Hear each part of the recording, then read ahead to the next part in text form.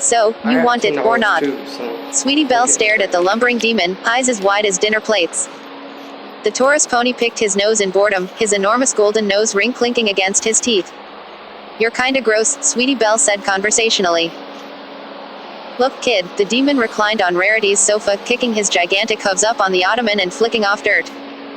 He spoke in a rumbly, deep voice, and even the golden rings on his sharpened horns quivered with his booming tone. I know you really want to be evil and all that, but I'm a very busy guy. I sincerely doubt that you're about to freeze over Tartarus with your sheer evil. But I am evil.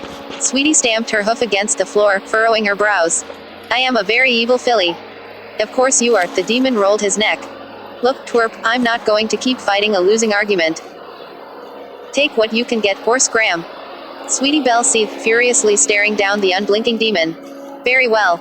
Sweetie threw her hooves out. I'll take it.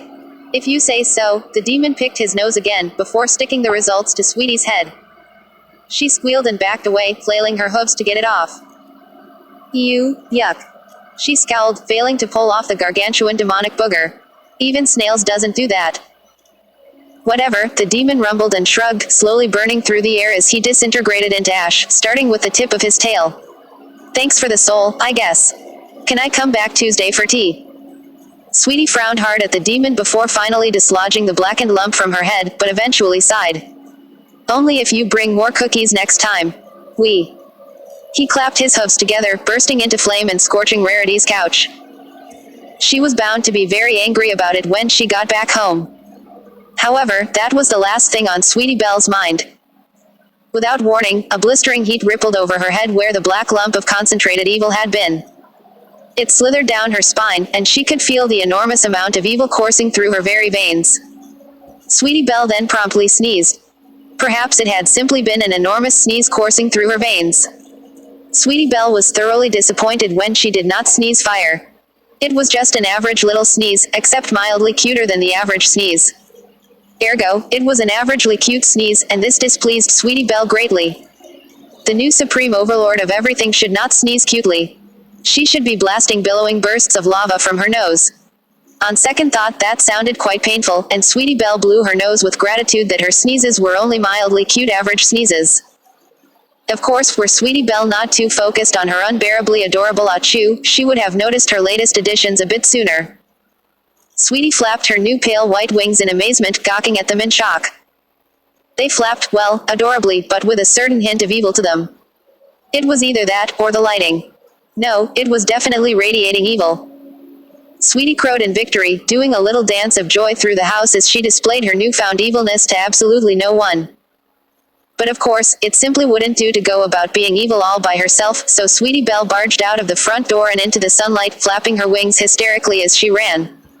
As opposed to simply flying, of course. Sweetie Belle still didn't quite have the wing motions quite down pat. But she could worry about that later. For now, the great and very evil Sweetie Belle had returned, and in full force. Sweetie Belle was already descending upon the poor, unsuspecting denizens of Ponyville when she realized that she had left her very evil black cape in Rarity's very far-away workshop. Sweetie moaned loudly, wailing at the loss of her emblazoned black cape. It would have made an excellent addition to her takeover. The only downside would be trying to flap her wings. But what was the good of flapping her bat-like wings if she couldn't fly with them? Sweetie was deep in this internal debate when she was approached by none other than her sister, carrying a basket of what looked like carrots and celery. Sweetie Belle, when did you get the Nightmare Night costume? Rarity asked with a small sigh, earning a miserable look from the distracted filly on the sidewalk. I sold my soul to a demon from Tartarus, Sweetie Belle whined pitifully. And I forgot my cape back at Carousel Boutique. Right, Rarity patted her on the head, walking calmly alongside her as they traveled home. Well, I'm glad we were out of eggs. I hadn't even thought of the celery until I saw it, can you believe it? Sweetie Belle marched evilly beside her elder sister, throwing long shadows over the road that doubtlessly caused many a pony to flee in terror. Sweetie didn't actually see any pony fleeing in terror of her terrifyingness. But that didn't mean that they weren't still fleeing, of course. They were probably just running away when she wasn't looking, hopeful that if they remained out of her wicked sight, they would remain out of her wicked mind, as well. Yes, Sweetie mumbled lowly, I shall spare them. Spare whom now? Rarity asked as Sweetie pushed open the door for her sister. The fools. Sweetie Belle cackled manically, evidently warped by demonic magic as her eyes glowed with a monstrous red light. Fleeing in fear from the might of Sweetie the demon. Right, of course, Rarity carefully began washing vegetables. Be a dear and help me with the potatoes, would you, darling? Okay. Sweetie chimed chipperly. And so, fruits and vegetables were washed and prepared for their dinner. Albeit, in a very evil and probably scary manner which put the fear of Sweetie into potentially rebellious vegetables. Rarity had just begun to set plates for the pair of them, and Sweetie was busy tying her black cape on with a bit of difficulty. It is surprisingly hard to tie a knot with hooves when she first began to suspect. Sweetie, you can take off the costume any time now, Rarity deadpanned, giving the filly a helping heap of steaming greens. Ah, Sweetie Belle's face became downcast. And I just got the cape on, too. Well, I meant the plastic fangs, Rarity explained. Those aren't going to be easy to eat your dinner with now, are they? Fangs. Sweetie Belle gasped in surprise, hooves flying up to her face. And, sure enough, just out from beneath her upper lip jutted two very wickedly pointed fangs. Oh me gosh, oh me gosh. Sweetie clapped her hooves together, jumping up from the table. I didn't even notice them. Do I look eviler because of them? Yes, Rarity nodded with a clearly mock-serious tone. Doubtlessly, you could scare the pants off of any pony with a mean look. Sweetie Belle gave Rarity the meanest look she could right then, even squinting her eyes a little for effect. Rarity stared at her for a moment. Oh. Right.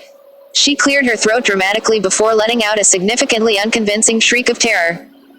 Rarity even wiggled her hooves in the air a little for emphasis. However, this seemed to please Sweetie Belle greatly. Hang on, Sweetie scratched her chin in confusion as she seated herself at the table. You aren't even wearing pants. Of course not. Pass the salt, please, Sweetie. What in the world happened to the couch? I'm kind of surprised you're only just now noticing, Sweetie Belle admitted. My couch. Oh.